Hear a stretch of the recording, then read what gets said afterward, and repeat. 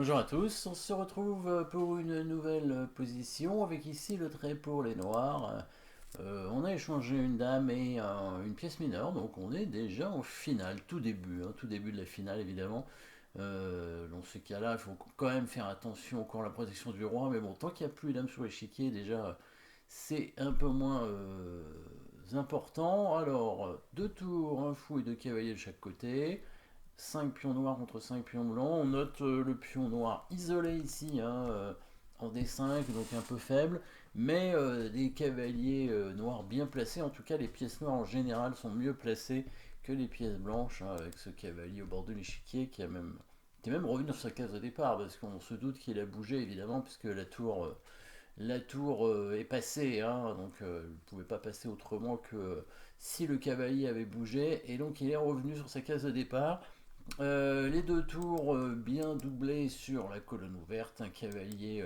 Alors c'est la case Kasparov, mais comme il n'y a plus les dames sur l'échiquier, normalement ça n'a pas tellement d'incidence, sauf que là, évidemment, c'est lui qui va bien sûr faire gagner les noirs, hein. Vous avez bien compris qu'ici, on va pas jouer un coup de défense comme fou en C6, hein, qui permet de défendre le pion, mais ce serait triste, hein.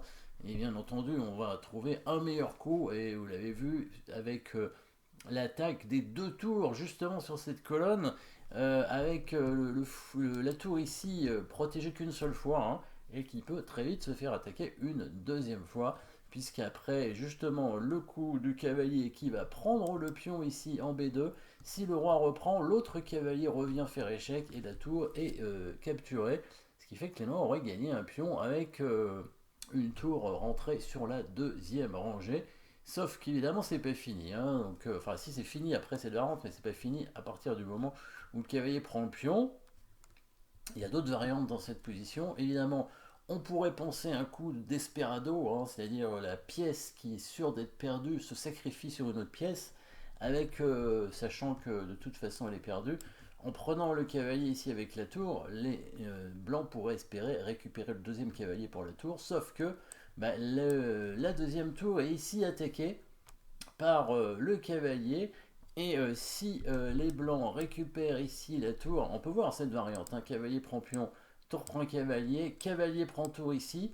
Donc si les blancs prennent le cavalier, bah, ils restent avec deux tours de moins, donc évidemment ils ont perdu. Et s'ils prennent d'abord la tour ici, bah, les noirs ont plusieurs choix agréables, on va dire, hein, avec la prise de la tour et ensuite l'attaque des deux pièces en même temps avec le cavalier, avec la tour ici qui attaquerait le cavalier fou, hein, par exemple comme ça.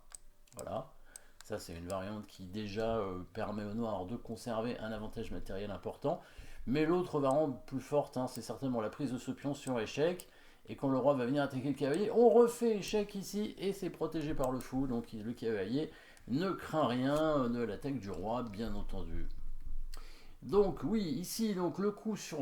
bon évidemment si le roi prend le cavalier, hein, on avait bien compris que le coup c'était échec ici avec la tour qui reprend derrière, hein, le roi va bouger dans le coin par exemple, hop, le cavalier prend, on prend là, et à la fin il y a encore le fou et ce pion attaqué, ça fait beaucoup. Alors il peut prendre ce pion, mais bon bah il va perdre celui-ci. Les noirs ont gagné un pion, une tour très active, encore un pion attaqué, un roi en danger, hein, quand même, avec des pions faibles toujours, un roi en danger, parce qu'il y a, si la tour blanche bouge, ici il peut y avoir un échec dangereux. Un pion passé, bien évidemment, donc une position gagnante ici, cavalier prend. Qu'est-ce qui s'est passé dans la partie? Bah, l'autre coup, évidemment, l'autre coup, c'est la tour qui prend le pion ici. Et oui, parce que bah, c'est un échange finalement, un pion contre pion. Et là, les noirs avaient bien sûr prévu une petite pointe, évidemment, enfin pas très compliqué, hein, le cavalier qui revient, hop, pour menacer une fourchette difficile à parer, puisque le pion est attaqué donc par le cavalier, n'est pas protégé, il peut difficilement être protégé, il peut l'être, hein, il peut l'être par la tour en E3, mais dans ce cas, très probablement les noirs vont venir l'attaquer avec le cavalier, tout en attaquant la tour, hein, de plusieurs fois, avec les deux tours, avec le cavalier C4, etc.